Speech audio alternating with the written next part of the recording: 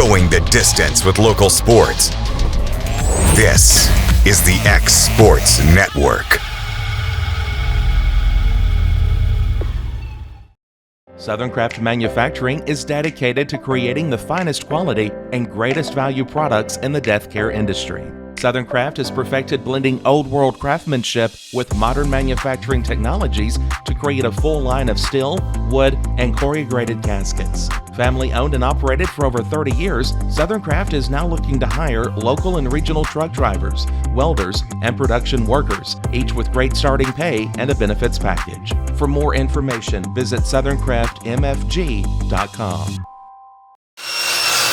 If you're looking for a company that can do it all when it comes to building, look no further than Tenakee Properties. From new home builds to remodels and commercial projects, our contractors work hard to give your space a new life from planning to finishing touches. Whether it's new interiors or dirt work, they see your big picture without forgetting the small details. In the market for a new home, they partnered with Freeman Development to bring new homes to the Oak Hill subdivision of Lawrenceburg. That's Tenakee Properties, licensed and insured. Call today or visit Tenakee.com.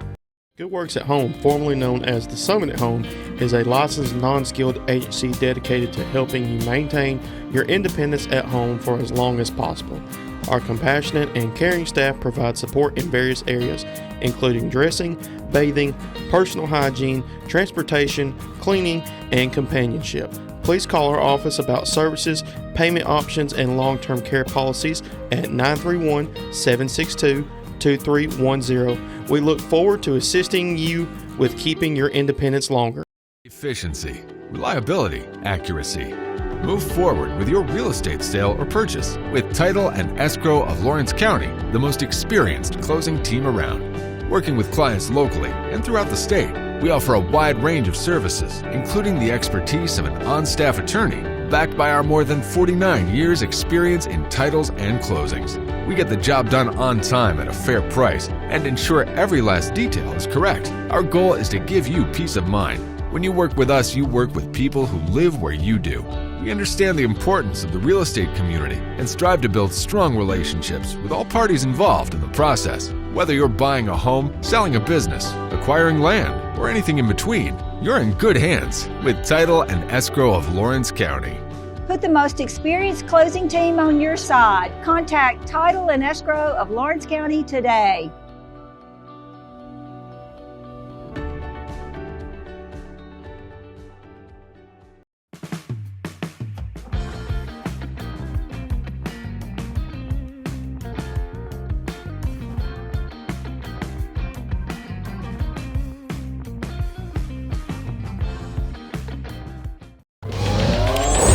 Going the distance with local sports.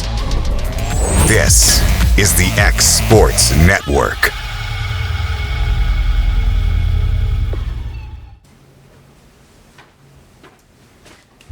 And welcome everybody back in here for a Wednesday edition of the Mark My Word Sports Show here on the X Sports Network. I'm your host, Michael Marks, and as always, we're going to jump right into it because we have a lot to get into. A lot of action going around here yesterday. We had, I believe, 5 of our 6 local teams in action on the baseball and softball side, so we'll jump right into it. Loretto, 3-2, 1-1 on the district season, splits the series with Cascade, picking up the win 5-0 last night. You got a really good start from Mason Tidwell, goes 2 strong innings, and then Kason Springer fills in behind him, goes 4 innings, 7 strikeouts, has a great night himself. And then you turn to a third senior and making his first appearance of the season, and Grant Fisher to close things out. The offense looked much better, stringing together hits, had a streak of, I believe, 5 or 6 hits in a row in the 4th inning, so the Mustangs look much better. And for the rest of the week, they have a 2-game series coming up with Giles County. The Bobcats will face off in Pulaski on Thursday, and then on Friday back at Loretto at Gary Lamb Field. Now, Lawrence County Wildcats 8-3 on the season, still yet to play a game this week, but will open the new improved Tom Cruise Field Thursday, tomorrow against Columbia Central, and their district play will open next week, Monday and Tuesday against Tullahoma. Summertown 7-3, coming off a win yesterday over Spring Hill, a game over my right shoulder right now, 8-0. Summertown will open up district play next Monday and Tuesday against the Mustangs of Loretto, and I mean, it's great to be able to start district play for, at least on their side, against a big rival. Left on the week tomorrow, they will be taking on Eagleville at home at 5 o'clock. And again, Eagleville, one of the best teams in 1A in baseball, so you know that's going to be a tough matchup. And then Friday against Columbia Central, also at home. So the District 9 AA baseball standings go as follows. So in first place at 2-0 on district season is Forest. The Mustangs come in at second at 1-1. And due to having a better record overall on the season than Cascade, the champions, down in third at 2-4 overall on the season, 1-1 in district play. And then the Community Vikings 0-2 in district play, getting swept by Forest. And Summertown has not played a game yet, so are technically, I guess, at the bottom of the standings right now. But again, when they start playing games, I expect that to change. On the softball side of things, we all three of our local teams in action last night, and a bit of a tough go-around for our local squads. Lady Mustangs, tough loss last night to Rogers out of Green Hill, Alabama, 10-7. And then the Lawrence County Lady Wildcats, 5-1 on the season, lost last night to Franklin County, 7-3 in a district loss. And then Summertown, able to keep it from being a clean county sweep. The Lady Eagles were out in Bell Buckle with Loretto, I guess you could say, last night, the game over my left shoulder, and they took down the Lady Champions 6-2 to pick up their 8th win in the season. They're 8-3, 1-0 in district play. We'll go to the District 12 AAA softball standings, because again, with the softball scheduling, it's a little iffy with how many teams have actually been able to play a district game. I know Loretto, Community, Summertown, and Cascade have all played a game. But again, a little tough to find some scores on all of those. But the Franklin County Rebelettes in first in District 12 AAA, 7-8 on the season, 2-1 in district play.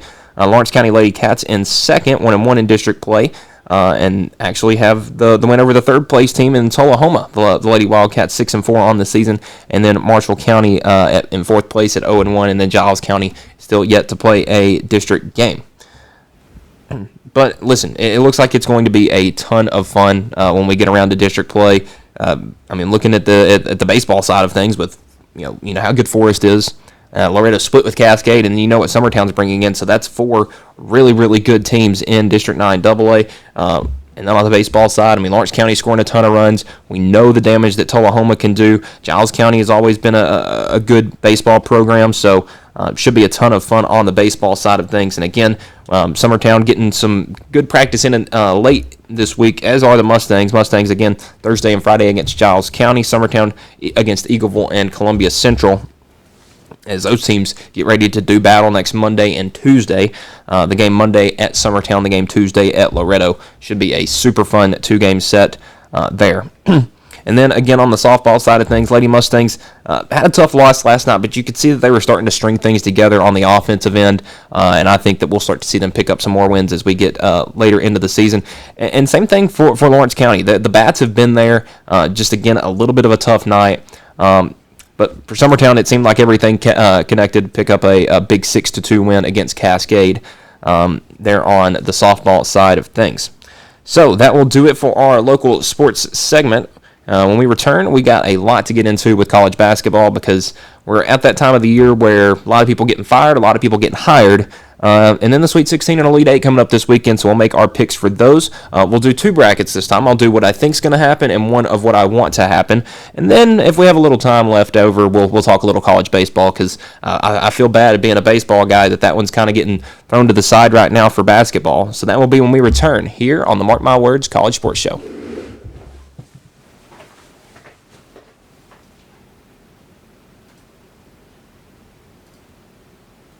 Volco Auto Supply in Lawrenceburg has a legacy of being a family-owned and operated company. Since 1927, our business has grown and evolved into today's one-stop source for all your automotive supplies. But in that time, one thing has stayed the same, and that's our commitment to our customers and their needs. At Volco Auto Supply, you'll find everything for your car, truck, or even fleet of vehicles, but with good old-fashioned customer service the way it needs to be. That's Volco Auto Supply, 416 Buffalo Road in Lawrenceburg. Visit VolcoAuto.com.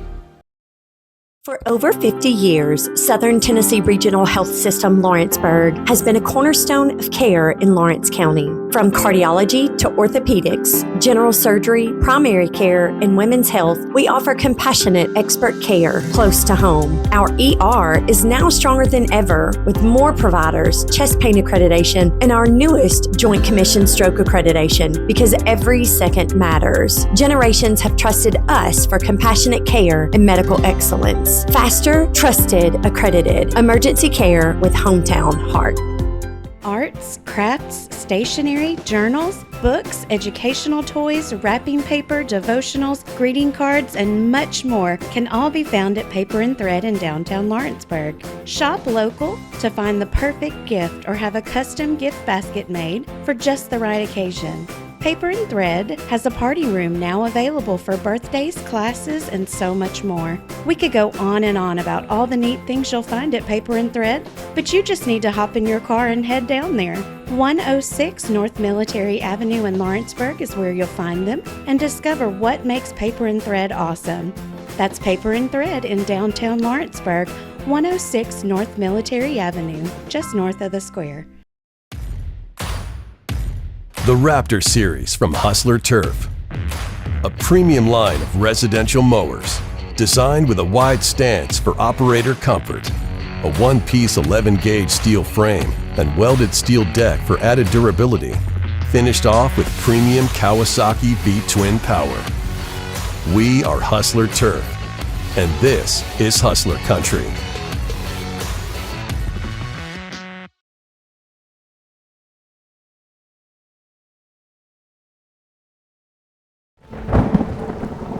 The storm doesn't ask.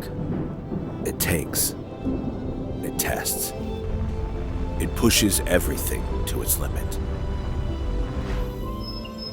Some things are built different. Some things are built to last. Tested by the elements. Proven by time. Engineered for whatever comes next. Summertown Metals. Strength in every storm. Building dreams that last. Going the distance with local sports. This is the X Sports Network.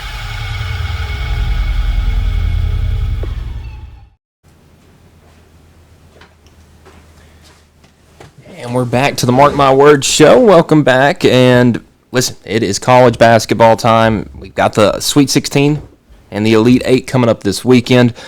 It's crazy to think that, it doesn't feel like it's been 5 months since the season started back in November. But, it's March 25th. We're coming up to the end of the month.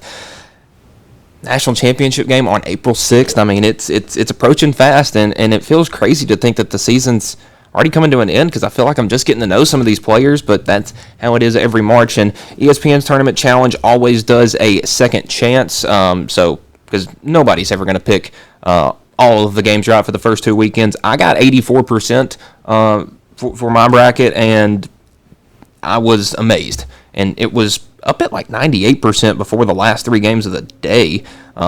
For some reason, I had UCLA upsetting UConn. Don't know what my brain was going through there. But this is also a bracket where I had Miami of Ohio in my Elite 8.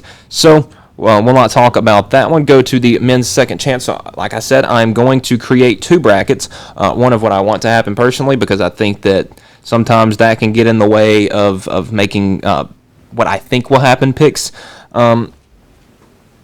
So, we'll just start in the East region again.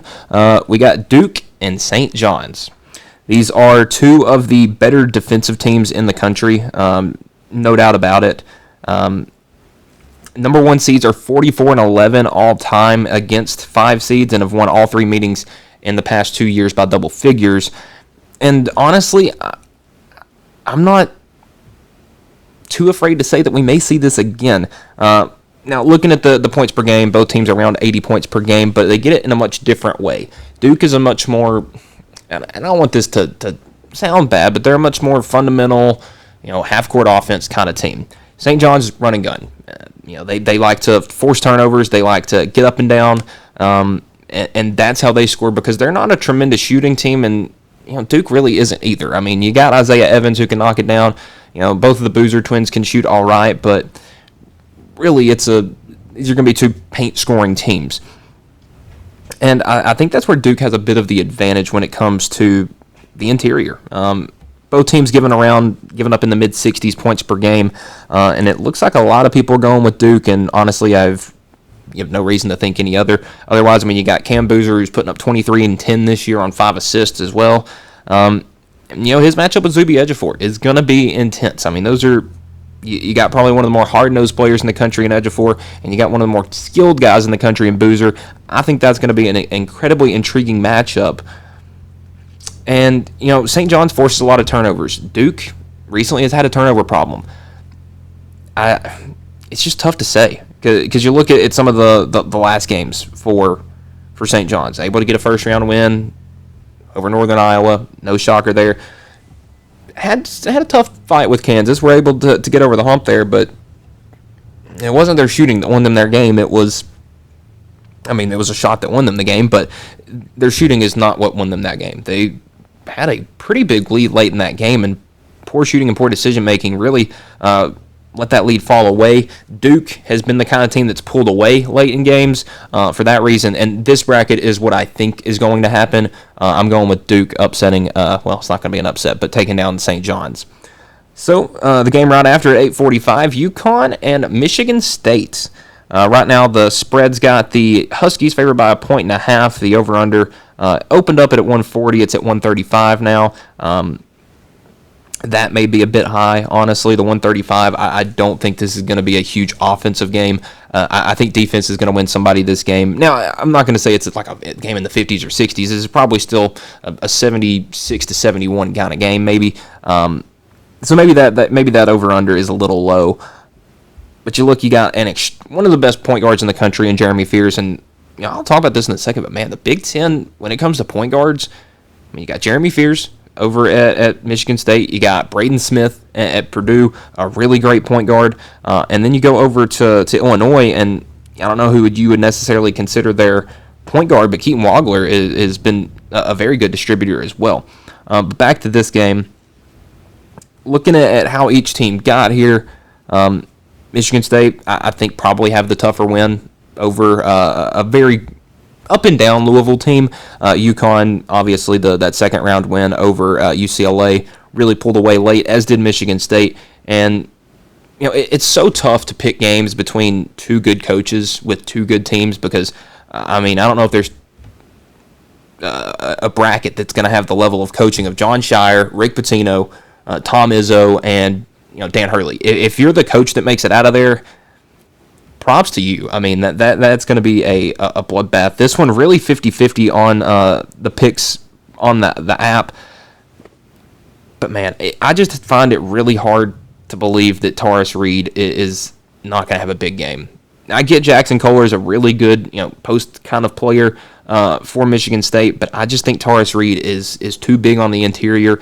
I think that's going to help UConn because I think they're going to win the rebounding battle, which is something that Tom Izzo doesn't like getting out-rebounded. I think they're going to out-rebound Michigan State, and I think with Alex Karaban, with the tournament experience that he has, along with Solo Ball, along with all those other guys they got on the team, I just feel like UConn has a little bit more, and unfortunately, I'm going chalk here in the East region with Duke and UConn in the Elite Eight.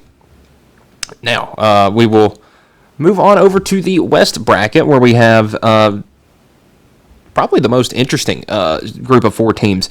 We will start with the 2-11 game. This one tomorrow night. It's the first game of the night. Texas and Purdue.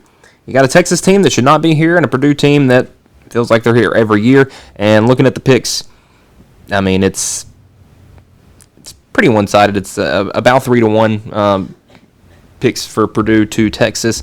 Number 2 seeds are 16-4 against 11 seeds, but 3 of those losses have come in the last 8 tournaments. And these are stats that have been since the tournament expanded back in 1985. And that's really interesting because it feels like there's always a first 4 team that makes the Sweet 16, but typically that's where the Cinderella story stops. Looking at Purdue offensively, it's Braden Smith, it's Trey Kaufman, and it's Fletcher Lawyer. And honestly, I think Texas matches up with them extremely well. Trey Kaufman and Volkaitis are going to be a battle down low. The only thing I think that Purdue has slightly over Texas is the Boilermakers have, surprisingly, a plethora of post players and guys that can then score as well. I mean, you look, obviously the leading scorer down low is Trey Kaufman, giving you 14 points per game, but Oscar Clough, he's giving you 10 and 8. And Daniel Jakobsen coming off the bench, he's giving you 6 points, 4 rebounds. They have a lot of guys that can score down low.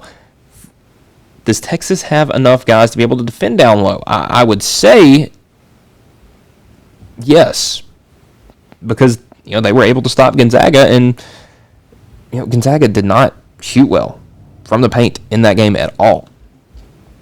And a lot of it was on Graham Ike. He did not have a great game. 10 of 22 from two. You even take out his 1 for 4 from 3.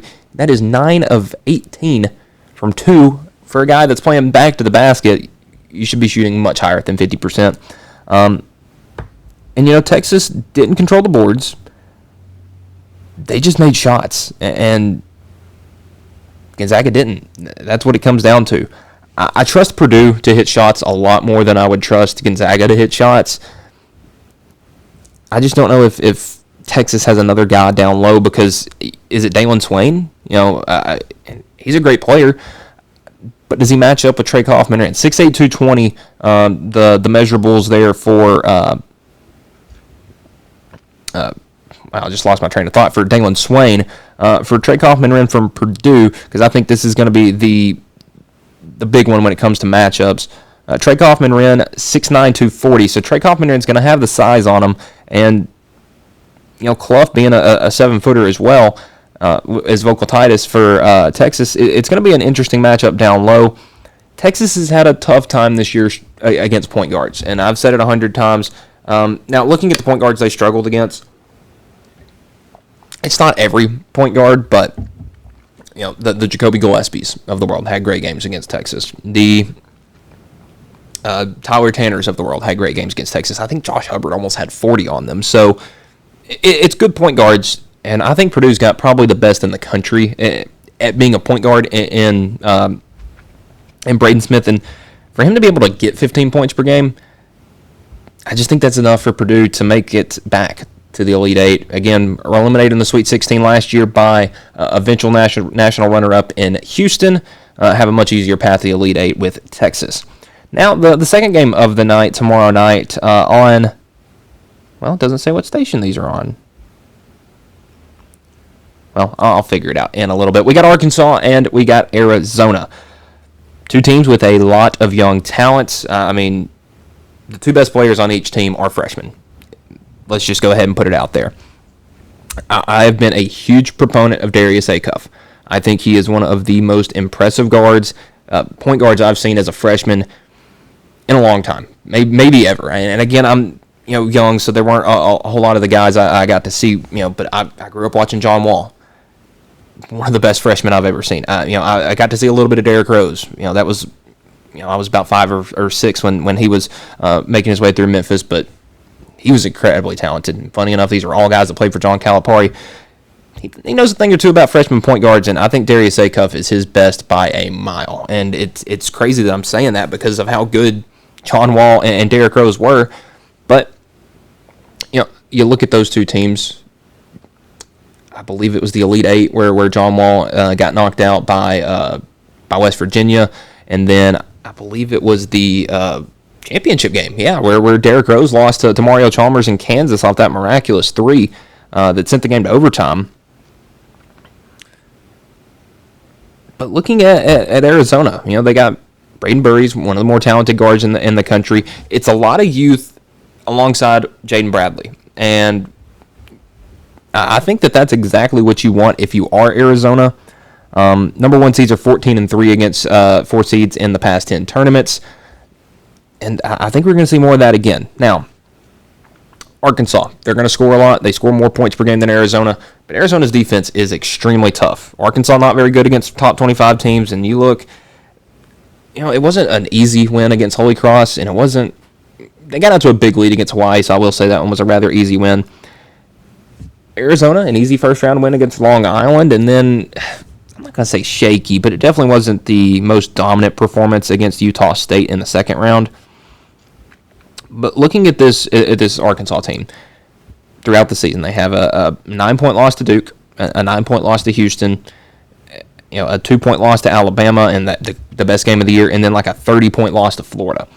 But then you look, they won the SEC championship game by 10 against Vanderbilt. They beat Vanderbilt back in the regular season by 25 points. They beat Tennessee by 11 points.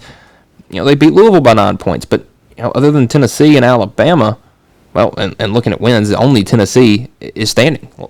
So all the teams that are still left, Duke, you lost to. Tennessee, you beat. Alabama, you lost to. So for that reason, I think the Arkansas train stops there. I think Arizona's just got enough, and man, this is Tommy Lloyd's best team, and so far we've got 2 1s versus 2 2s in the top half of the bracket with the East and the West.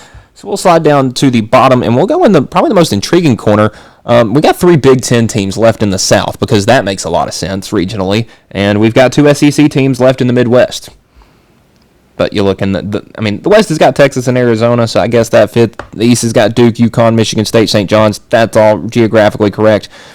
I don't know how Iowa, and again, I get geographics aren't the biggest thing when it comes to tournament. But, this Iowa-Nebraska game is really, really intriguing to me for multiple reasons. I mean, you look at Nebraska. Had never won a tournament game before this season. You've heard it from everybody. You've heard it from your mom, your dad, and everybody on Facebook that they've never won a tournament game before this.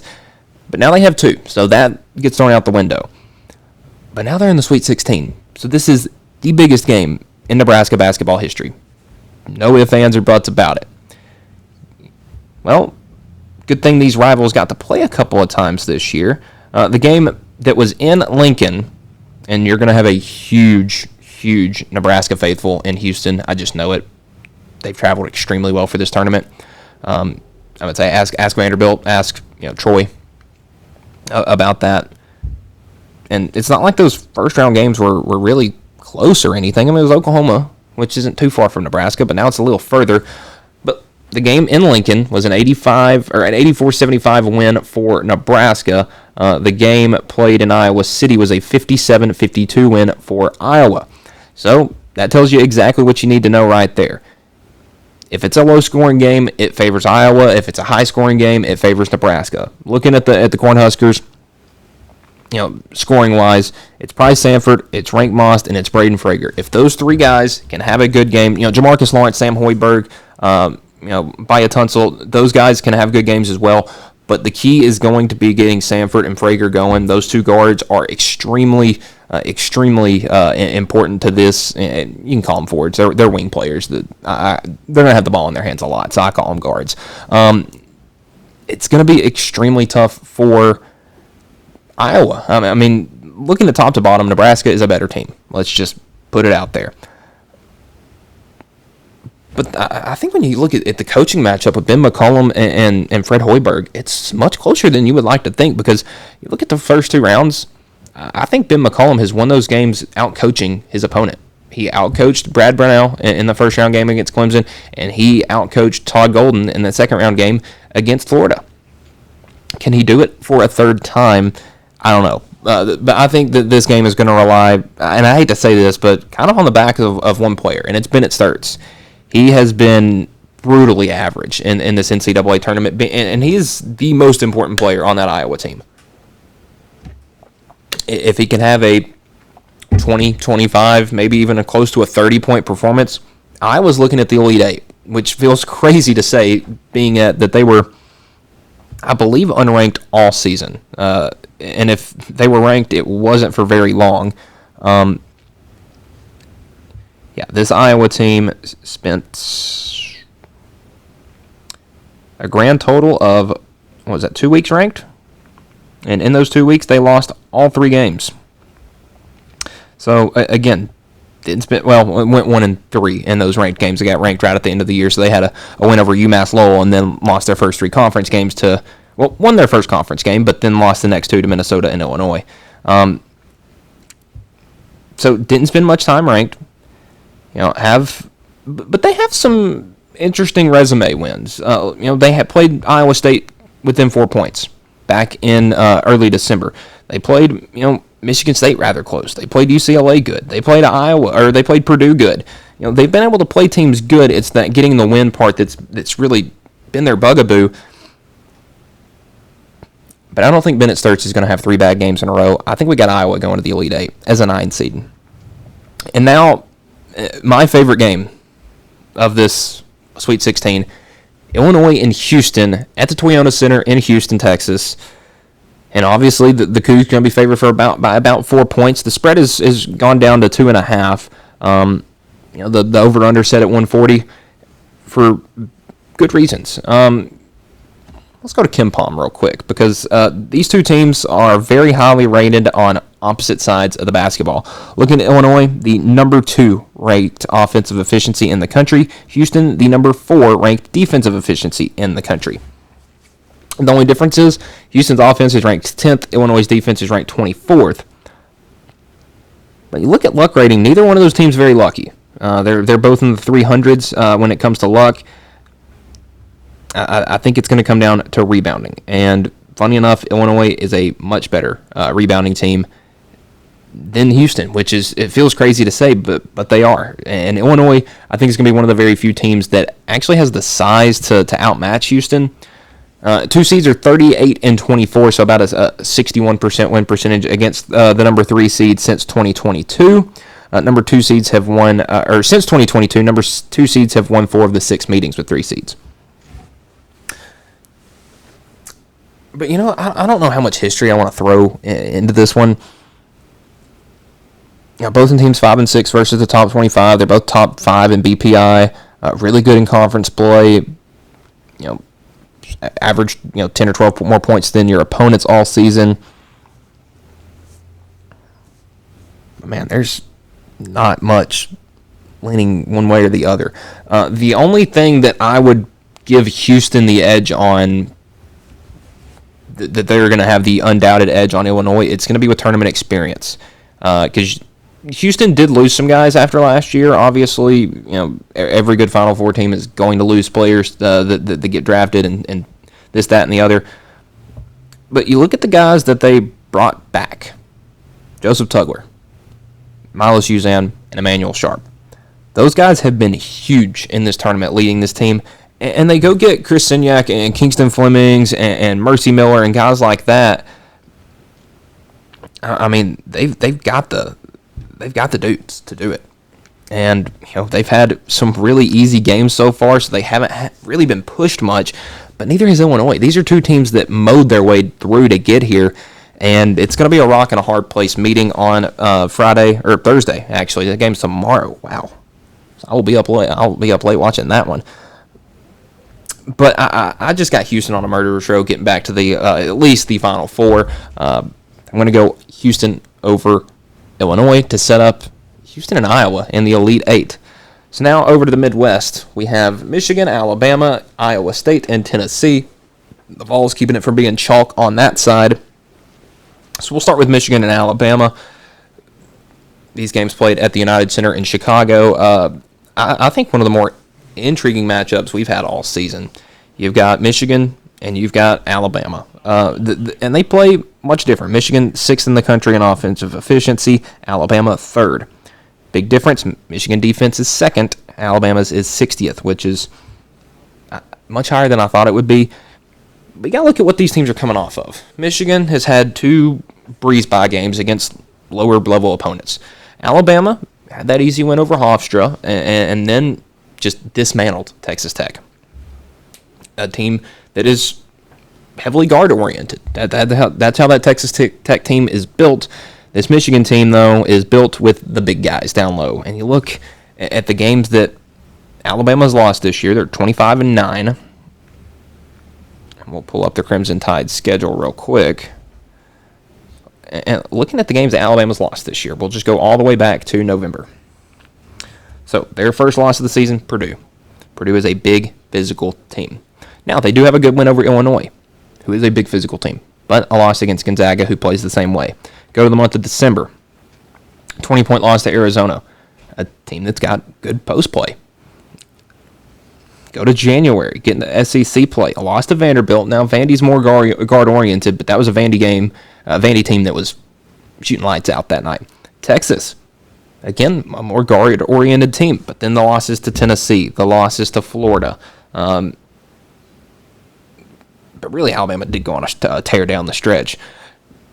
So this isn't necessarily the same Alabama team. They're not going to lose all those games against the big guys. But they hit 19 threes in their last game. And it wasn't LeBaron Philon doing it. It was other guys. Are they able to do that again? That's going to be the tricky question. I don't think so. I really do think that Michigan has too much in the big guys. Axel Lindeborg is probably the most, out of people not freshmen, because this freshman class gets talked about a lot, out of the non-freshmen, out of the upperclassmen, he's one of the more talented guys. I mean, he is super big, super physical. They got a 7'2", 7'3" guy in a Day Mara. Morez Johnson playing the 4 at like 6'11". I mean, you got a 6'8", 6'9". Axel Lindeborg is built like LeBron, size-wise. Not saying play style or anything, but he, kind of does have a similar play style, I guess you could say.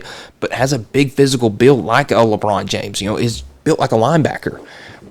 And who does Alabama have size-wise? And I'm not talking verticality. I'm talking, weight, strength to guard that. And I don't think they have anybody. I think Alabama's three-point game can keep them in it, but I just think down the stretch, some shots aren't gonna fall that normally do for them, and Michigan is going to be going to the Elite Eight. Now, Tennessee, Iowa State. This one has been really tough to pick because of one player, Joshua Jefferson. Went down in that first-round game for Iowa State.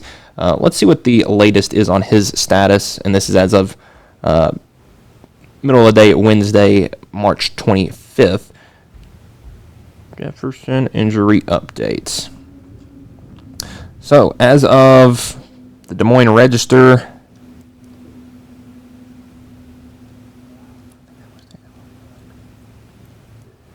according to the Des Moines Register, and I guess this is an opinion piece from Mr. Travis Hines, says, let me start with saying I think that Iowa State absolutely can and maybe even should beat Tennessee even if Josh Jefferson is unable to play due to his ankle sprain.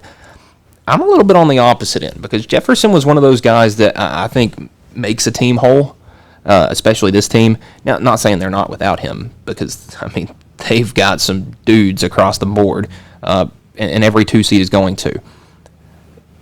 And, it's always that tough thing for Rick Barnes. He can't ever make a final. He's made the one Final Four, but hasn't been able to make it since. Iowa State has had 2 easy games, a blowout of Tennessee State, a blowout of Kentucky, and that was a Kentucky team that had multiple 15-point comebacks against this Tennessee squad.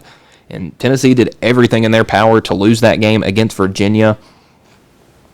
A lot's going to fall on the shoulders of Milan Momcilovic, their talented wing player. Leads the team in scoring, right at 17 points per game. But his isn't necessary. It's the shooting percentages that are so incredible. Looking at on the season, 51.2% from the field, 49.3% from 3. That's insane. Shooting 50% from 3 is unheard of. And this dude is taking 10 to 15 threes a game. Tamin Lipsey, one of the better point guards in the country. I think it's going to be an incredibly great matchup with Jacoby Gillespie. I figure Momcilovic is probably going to be tasked with definitely not Nate Ament, with him being a little gimpy. Probably a Bishop Boswell type of a player guarding him. I don't know, but what I do know is that Iowa State isn't very big down low. Jefferson's about 6'9", 6'10". Without him, you're looking at the biggest guy being Blake Buchanan, 6'10", 235, and not saying that's a little guy, but it's not huge.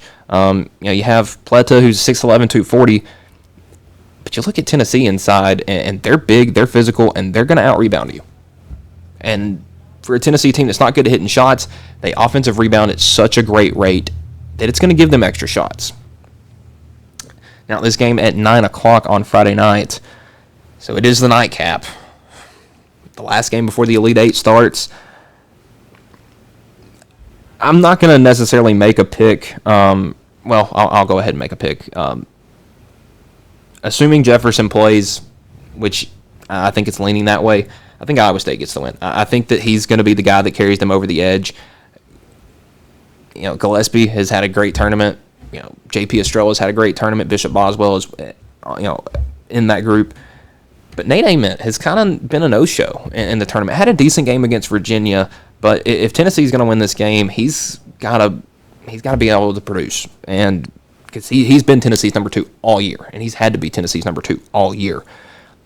And if he's the 3 or the 4, scorer when it comes to the Sweet 16, it's going to be his last college game. Now, this is a top 5 recruit in the country playing through a high ankle sprain to try to get his team as far in the tournament as they can in his 1 year. It's tough to pick against that, but I do think that Iowa State is going to be a little healthier and is going to have a little bit more, and Iowa State is going to the Elite Eight. So, I have all the 2 seeds winning. And honestly, the one that has the best chance to lose is probably Houston, which, and funny enough, I think they're the best 2 seed. So, looking at our Elite Eight, we have Duke, UConn, Arizona, Purdue, Michigan, Iowa State, Iowa, and Houston. Man, what an Iowa State national championship game. In Indiana, of all states. That'd be crazy. Because the Final Four is in Indianapolis. Please don't tell me it's at Lucas Oil Stadium. Nobody wants to play a national championship game in a football arena. But they do that every year. Duke, UConn. Going to be an interesting matchup. Is Caleb Foster back? That is the question for Duke for this one. Let's look at his status, and it's fun looking at a bunch of injuries when it comes to this point.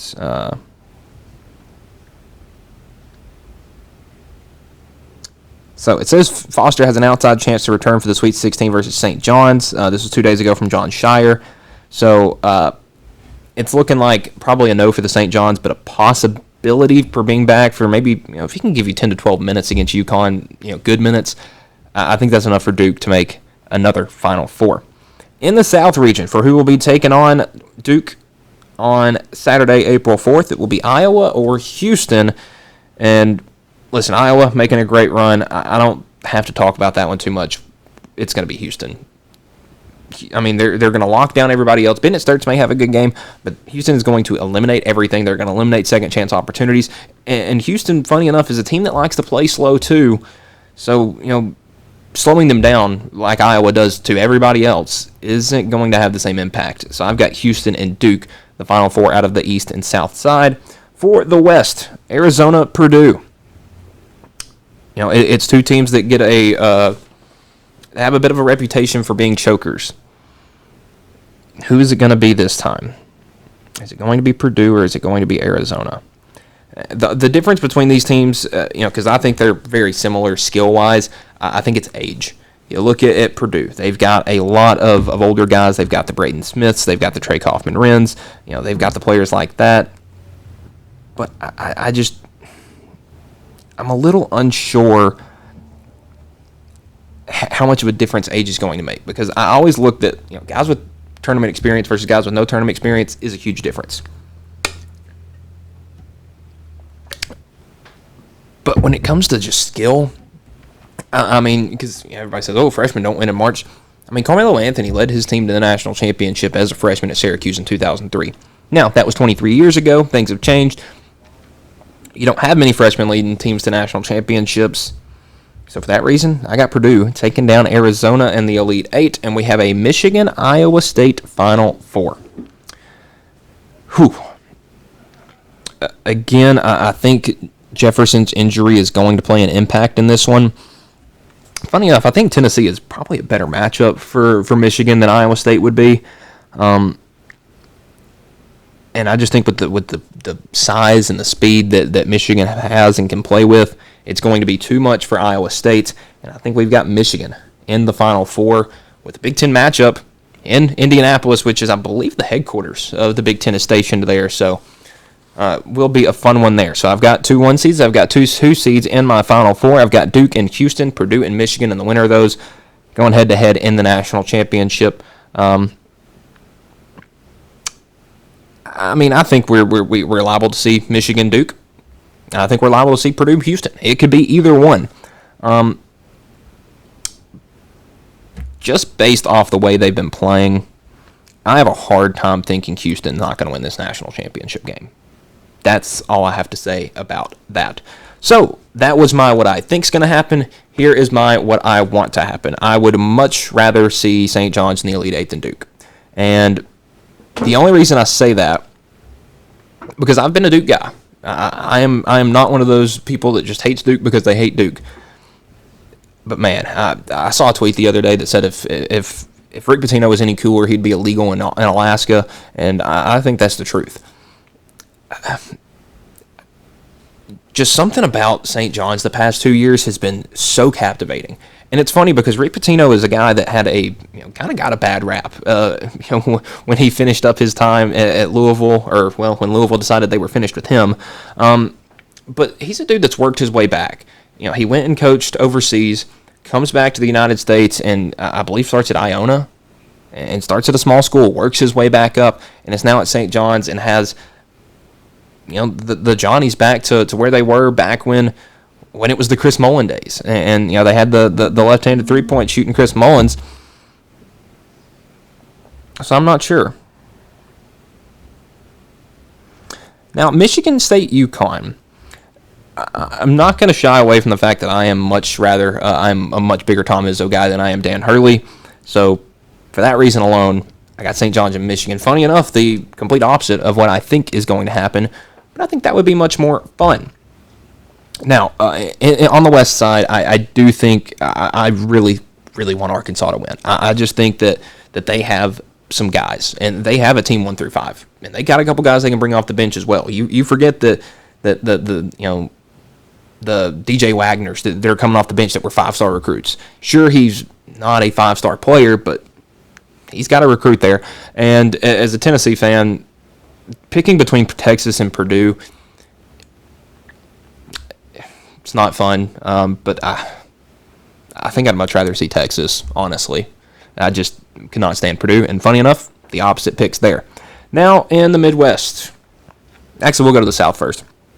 I really like Fred Hoiberg and this Nebraska team. I love Iowa. They have made a miraculous run to this point because nobody thought they would be here, including me. And I'm going to pick against them again. I've been huge on this Nebraska team. I really kind of fell off of them later in the season because they kind of fell off. But man, they've proved why they belong, and they've had an outstanding first-round game against Troy. Played an incredibly talented Vanderbilt team, and now you got your rival in your biggest game ever, where you're gonna be probably the home team and definitely the favorite in the eyes of Vegas. So I'm going with Nebraska there. And I can't lie, I'm a big Illinois fan. I am a huge Brad Underwood guy, and this goes back to, I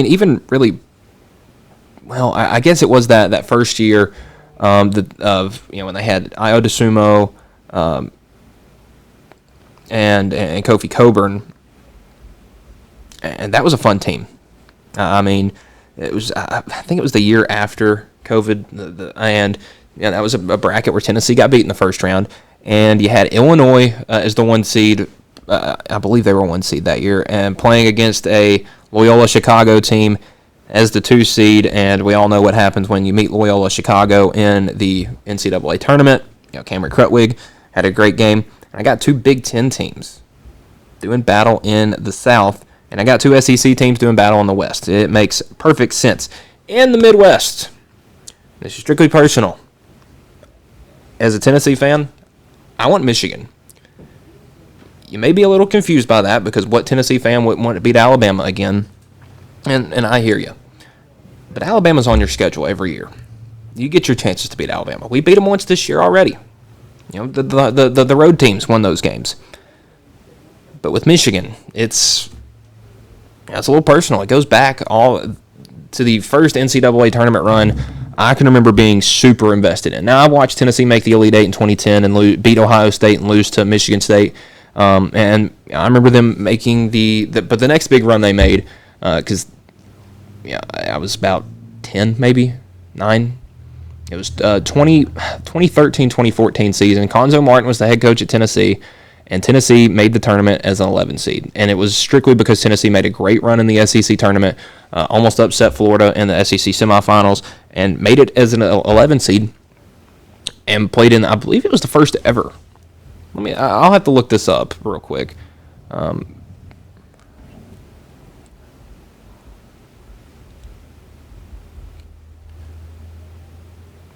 Okay, so it was like the third or fourth year of the first 4 games, but it was Tennessee and Iowa, and Tennessee played awful the entire game until like late in the second half. I mean, it was like in the 20s at halftime. Come back, send it to overtime, and I don't know if Iowa scored in overtime. So Tennessee made it as the 11 seed, and they were matched up with the 6 seed, I believe it was UMass. And it's, funny enough, and then Tennessee beat UMass by 20, and then they were going to have to play the winner of the 3-14 game, which was Duke and Mercer. Mercer upset Duke, so it was Tennessee-Duke in the round of 32. Tennessee obviously destroyed Mercer, so you got Tennessee in the Sweet 16 taking on Michigan. That was a Michigan team that was extremely loaded. I'll just go ahead and pull up the roster, because it's some names that college basketball fans probably remember very well. Let me go ahead and pull up the schedule for that team just to make sure this is the right year. So yes, they beat Tennessee in the Sweet 16, lost to Kentucky in the Elite 8, a matchup that as a Tennessee fan I would have loved. But looking at this roster, I mean, not a whole lot of crazy high school recruits, but you had Glenn Robinson III, NBA guy. Spike Albrecht, that kid could shoot the lights out. Mitch McGarry had a good college career. Nick Stauskas, that kid was a great shooter. Came in from Canada. And then you have Karis LeVert. Remember how great he was. This is the year, I believe it was the year after Michigan lost in the national championship to Louisville. So they didn't have Trey Burke. They didn't have Tim Robinson Jr., I believe it was, on that team.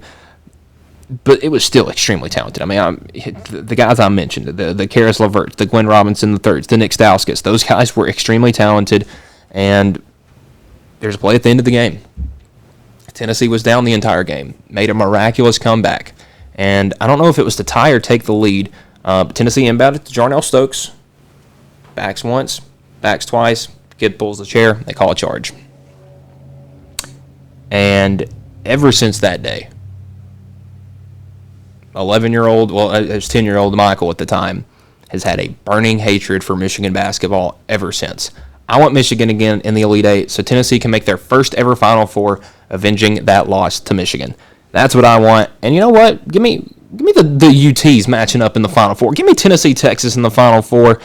And give me Illinois, St. John's on the other side. Probably the least likely of any of these teams to make it.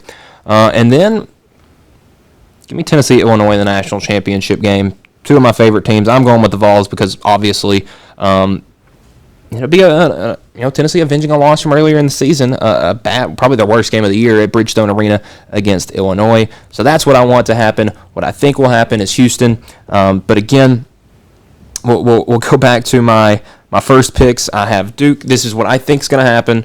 I have Duke over St. John's, UConn over Michigan State, Arizona over Arkansas, Purdue over Texas, Iowa over Nebraska, Houston over Illinois, Michigan over Alabama, Iowa State over Tennessee, and that is my picks for the Elite Eight. I have Duke over the Sweet 16 in the Elite Eight. I have Duke over UConn, making their second straight making a back-to-back Final Fours. Houston joining them as well. I've got Purdue beating Arizona and making their first Final Four since the Zach Edey days. And Michigan, man, it feels like probably their first time in a Final Four since the Fab Five days. But obviously, I mentioned the national championship in 2012.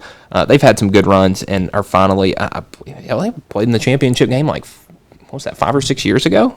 I mean, I think it was pre-COVID, but it was when Villanova destroyed them. So 2018, 2019, something like that. I believe it was 2018 because 2019, that was the Virginia. Oh, who did Virginia play? Was it Virginia and Texas Tech in the national championship game? And it went to overtime and Virginia won. But anyway, what I want to happen, Tennessee, what I think is going to happen, Houston. So that will do it for this episode of the Mark My Words College Sports Show. This will be the last show of the week for this show. I'll be back next week. We'll have X Sports Live tomorrow and Friday. So that will do it. And listen, we've got a ton of great action on the X Sports Network tomorrow. Today we have a doubleheader at 2 and at 4 against, we got a softball doubleheader. I believe it is Pellissippi State and Roan, but let me check that just to make sure. So, yes, Chattanooga State and Walter State games at 2 and 4 Eastern, so 1 and 3 Central Time. So we'll have those here on the X Sports Network tomorrow. Got a bunch of high school action. Let me read it over as of now, because, again, high school games like to, can change pretty much at the drop of a heartbeat. We got LCHS opening up the new Tom Cruise Field against Columbia Central. We've got Loretto at Giles County at 6. We've got Summertown and Eagleville at 5. And then on the softball side, we've got Lawrence County at Tullahoma at 5:30. And we've got Summertown against Lewis County at 5:30. Loretto softball off. So, again, 5 teams in action, and it should be a ton of fun to watch on the X Sports Network. For Michael Marks, this is the Mark My Words College Sports Show. Have a good day, everybody.